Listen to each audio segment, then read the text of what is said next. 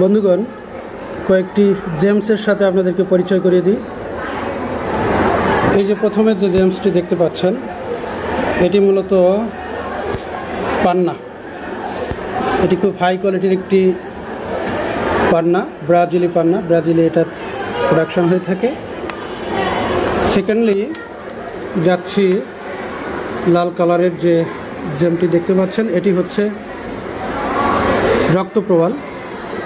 এটা হচ্ছে Italian original প্রবাল। Thirdly যে জেমসটি দেখতে পাচ্ছেন, এটি হলো নীলা, শ্রীলঙ্কার নীলা, যাকে বলা হয় ইন্দ্রনীলা।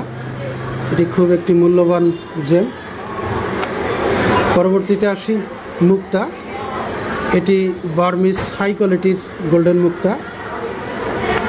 তারপর দেখতে পাচ্ছেন একটি উপরত্ন, এটি হচ্ছে অ্যামেথিস্ট।